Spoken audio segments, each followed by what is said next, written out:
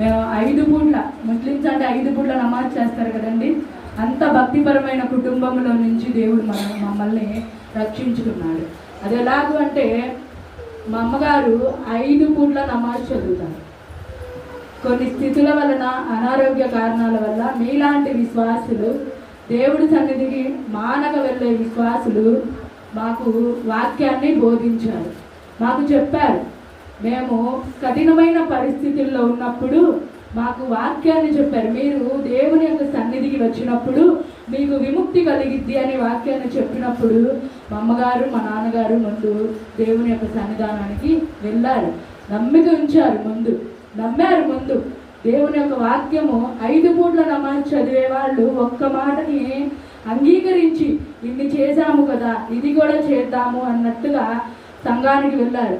వెళ్ళి ఆ మొదటి రోజు వాక్యాన్ని విని బలపరచబడి ఆ రోజు నుంచి ఇప్పటి వరకు కూడా దేవుని యొక్క సన్నిధిని విడవక వెళ్ళిన సంవత్సరంలోనే రక్షణ పొందారు మా తల్లిగారు, మా తండ్రి గారు ఇద్దరు.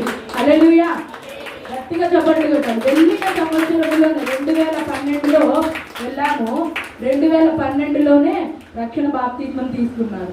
ఆ రోజు నుంచి ప్రభు సన్నిధిలో నడుస్తూనే ఉన్నారు. మరి ఇది మా కుటుంబం, అంటే మా తల్లిదండ్రులు దేవుణ్ణి ఎలా తెలుసుకున్నారు అనేది వాళ్ళ ద్వారా నడిచాము.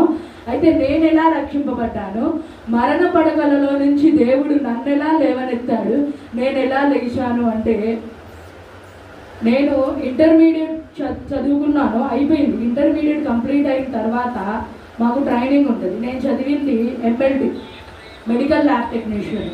చదువుతున్న సమయంలో మేము అప్పటికే భక్తిగా ఉన్నాము, కానీ రక్షణ పొందలేదు. అప్పటికే భక్తిగా ఉన్నాను. కొన్ని కారణాల వల్ల దేవుని యొక్క సన్నిధికి దూరం అయ్యాను.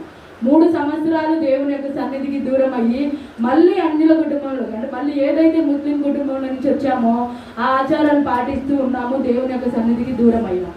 ఒకానొక సమయంలో నా ఇంటర్మీడియట్ కంప్లీట్ అయిపోయింది. నేను ట్రైనింగ్ తీసుకుంటున్నా, గుంటూరు గవర్నమెంట్ హాస్పిటల్లో నేను ట్రైనింగ్ తీసుకుంటున్న సమయంలో లాస్ట్ మూమెంట్, నాకు ఇంకా 4 నుంచి 5 నెలల ట్రైనింగ్ పీరియడ్ ఉంది. ఆ సమయంలో పడిపోయాను. ఎలా పడ్డానంటే, నడుము నుంచి నాకు ఇంకా గిచ్చినా కానీ ఎవరు నాకు తెలియదు అనమాట. ఆ గిచ్చిన స్పర్శ కూడా తెలియని పరిస్థితిలోకి నేను వెళ్ళిపోయాను. నాకు ఏమైందో తెలియదు. 2 వ్యక్తుల సహాయంతో బాత్రూంలోకి వెళ్ళడానికి కూడా 2 వ్యక్తుల సహాయం కావాలి. 3 రోజులు గవర్నమెంట్ హాస్పిటల్లో ఉన్నాను. అక్కడి నుంచి మళ్ళీ ఇంటికి తీసుకొచ్చారు. ఇంటికి వచ్చాక కూడా అదే పరిస్థితి. నెల దాటి 1.5 వరకు కూడా నేను మంచం మీదే ఉన్నా. నా స్నేహితురాలు, మా అమ్మగారు, వారిద్దరి సహాయంతో నేను నడిచేదాన్ని, గోడ పట్టుకొని నడిచేదాన్ని. చాలా దీనస్థితి అండి. ఎంత ఏడ్చానంటే అప్పుడు గుర్తు రాలేదండి దేవుడి సన్నిధి. ఎందుకంటే దేవుని యొక్క సన్నిధికి దూరం అయిపోయి ఉన్నాం కదా, గుర్తు రాలేదు. అంత కఠినమైన పరిస్థితిలో కూడా దేవుడు గుర్తు రాలేదు, దేవుని యొక్క సన్నిధి గుర్తు రాలేదు. ఆ టైంలో మా అమ్మగారు ఏం చేశారంటే, చాలామంది చేసే పనే మా అమ్మగారు కూడా చేశారు. ఆయిత్తులు అంటారు కదండి, ఎంతమందికి తెలుసు? ఆయిత్తులు, చేతబడి శక్తులు, ఇలాంటివి తెలుసు కదా. చాలా తెలియని వారంటే ఎవరు లేరు. అయితే మా అమ్మగారు కూడా వాళ్ళ ద్వారా వీళ్ళ ద్వారా, అదిగో అక్కడైతే బాగుంటుంది, ఇదిగో అక్కడికి వెళ్ళి తాయితేస్తే బాగుంటుంది, ఇక్కడికి వెళ్ళి అది చేస్తే లేచి కూర్చుంటారు అని చెప్పి చాలామంది, అది కూడా వెళ్ళిందల్లా అందరూ ముస్లిమ్స్ దగ్గరికి, మసీదుల దగ్గరికి, అక్కడికి ఇక్కడికి వెళ్ళి తాయితులు తెచ్చి వేశారు. ఎన్ని కట్టినా ఏం చేసినా ఏ ఉపయోగము? 0, 0. ఉపయోగం అంటూ 0. కానీ దేవుడు మనము నమ్ముకున్నాము. మనమైతే ఆయన చెయ్యి విడిచాము, కానీ దేవుడు మన చెయ్యి విడిచేవాడు కాదు. హల్లెలూయా, మనమే విడుస్తాము ఆయన మనల్ని ఎన్నటికీ విడువని ఎడబాయని దేవుడు. అయితే ఒకానొక సమయంలో నేను అలానే ఉన్నాను. రాత్రికాల సమయంలో, నిద్రపోతున్న సమయంలో, కరెక్ట్గా 12 గంటల ప్రాయంలో నేను ఒక దర్శనాన్ని చూశాను. నిద్రపోతున్నాను, అర్ధరాత్రి వేళ. మేమున్నది బార్ పోషణ మధ్య గదిలో నిద్రపోతుంది. అదే గదిలో 3 చిన్న పిల్లలు భయంకరంగా ఏడుస్తున్నారు. చిన్న పిల్లలు, ఒక 16 ఏళ్ల వయసున్న పిల్ల, ఒక 8 నుంచి 9 వయసు ఉంటుంది, ఇంకొకటి 3 నెలల పాప, 3 నుంచి 4 నెలలు ఉంది. భయంకరంగా ఏడుస్తున్నారు. ఎందుకు ఏడుస్తున్నారు అనేది నాకు తెలియదు, కానీ కళ్ళు తెరిచి చూస్తే వాళ్ళు లేరు. అదంతా కళ్ళలో జరుగుతుంది. మళ్ళీ కళ్ళు మూసాను, మళ్ళీ కళ్ళలో అదే నా కళ్ళలో అదే కనబడుతుంది. చిన్న చిన్న పిల్లలు భయంకరంగా ఏడుస్తుంటే నేను కూడా ఏడుస్తున్నా. ఏంటి వీళ్ళు ఎందుకు ఏడుస్తున్నారు, ఎందుకు నాకు ఇలా కనబడుతున్నారు, అసలు వీళ్ళ అవతారాలు ఏంటి అంటే వాళ్ళు ఒక సైతాన్ లాగా ఉన్నారు, చూడడానికి చాలా భయంకరంగా ఉన్నారు. నాకు అసలు ఎలా ఉందంటే ఒళ్ళంతా ముళ్ళు గుచ్చేసినట్టు అయిపోయింది. ఆ టైంలో అలానే చూస్తున్నాను, ఏడుస్తున్నాను. కళ్ళు తెరిచి చూసినప్పుడు నా కళ్ళలో నీళ్ళు ఉంటాయి. అలానే కళ్ళలోనే ఏడుస్తున్నాను, చూస్తున్నాను, ఏడుస్తున్నాను. అలా ఆ కొంచెం సేపు ఒక పావు గంట సమయం వరకు ఆ దృశ్యాన్ని నా కళ్ళారా నేను అంతే చూస్తున్నా.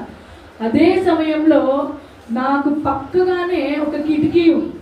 నేను ఇలా పడుకుంటుంటే నా పక్కగానే ఒక కిటికీ ఉంది. ఇలా కిటికీలో నుంచి ఏసన్న గారు నన్ను పిలుస్తున్నారు, అమ్మా ఇటు చూడు, అమ్మా ఇటు చూడు అని నన్ను పిలుస్తున్నారు. ఎవరిదా ఈ స్వరము అన్నట్టుగా నేను ఇలా తల తిప్పి చూస్తే ఏసన్న గారు కనబడుతున్నారు. చక్కగా ఏసన్న గారు నుంచొని వైట్ దుస్తులు ధరించుకొని చక్కగా అక్కడ నుంచొని అమ్మా ఇటు చూడు అంటే ఇలాగా ఒక కిటికీ ఉంది. నేను ఇక్కడ కూర్చొని ఉన్నాను, ఇక్కడ దర్వాజా ఉంది. అయితే ఈ కిటికీలో నుంచి అంటున్నారు, అమ్మా తలుపు తీ నేను లోపలికి వస్తాను, అమ్మా నువ్వు తలుపు తీ నేను లోపలికి వస్తానని నన్ను బ్రతిమిలాడుకుంటున్నాను. ఏసన్న గారు అసలు నన్ను అడగడం ఏంటి, నేను తలుపు తీయడం ఏంటి, అసలు నేను లోపలికి వస్తాను అనడం ఏంటి, నాకు అర్థం కాలేదు. ఆ టైంలో చాలా ఏడ్చాను. ఏసన్న గారు కనబడుతున్నా ఇంకా ఏడుస్తున్నా నేను. అంటే చాలా మంది సేవకులు కూడా చెప్తారు కదా, సేవకుడు ఇంటికి వస్తే దేవుడు ఇంటికి వచ్చినట్టు. హల్లెలూయా. ఏసన్న గారు ఆ రోజు నాకు కనబడి ఏసయ్య రూపంలో ఏసయ్య నాకు కనపడి నీ హృదయం అనే తలుపులు తెరువు, నేను నీలోనికి వస్తానని దేవుడు ఎంతో చక్కగా మాట్లాడాడు. అయితే ఆ రోజు నేను తలుపులు అయితే తీయలేదండి, చాలా భయంకరంగా నేను ఏడుస్తున్నాను. ఆ టైంలో ఇంటర్నేషనల్ సువార్థికురాలు వెస్లీ అక్క తెలుసా మీకు? ఆ వెస్లీ అక్క నా పక్కన కూర్చొని, నువ్వు భయపడకు, దేవుడు నీతో మాట్లాడే సమయం ఇది, నువ్వు భయపడకు, ఇదిగో నా పైన అల్మారా ఉంది, నేను కూర్చొని ఉన్నా, లేచి కూర్చున్నాను, నా పైన అల్మార్ ఉంటే ఇదిగో నీ పైన అల్మార్లో బైబిల్ ఉంది, బైబిల్ తీ చదువు అంటే అది తీసుకొని బైబిల్ తీసుకొని నా చేతిలో పట్టుకున్నానండి. నా చేతిలో పట్టుకున్నప్పుడు ఒక స్వరం నాకు వినబడుతుంది, నువ్వు భయపడకు, ఇదిగో సమూయేలు గ్రంథాన్ని నువ్వు చదువు, నువ్వు భయపడకు అనే స్వరాన్ని 19 సంవత్సరాల వయసు నాకు. ఆ టైంలో 19 సంవత్సరాల వయసులో నేను ఆ యొక్క స్వరాన్ని విన్నాను. గంభీరముగా ఉన్న ఆ స్వరము ఎంతో అసలు వినాలి అనిపించేటట్టుగా ఉంది ఆ స్వరాన్ని నేను విన్నాను. సమూయేలు గ్రంథం చదువు అంటే ఆ నైట్ 12 గంటలకి నేను ఆ దర్శనాన్ని, ఆ స్వరాన్ని విన్నాను. 12 గంటలకి నేను లేచి కూర్చొని వాటర్ తాగేసి ఆ సమూయేలు గ్రంథం చదువుతూ కూర్చున్నా. 3 గంటల వరకు చదివానండి.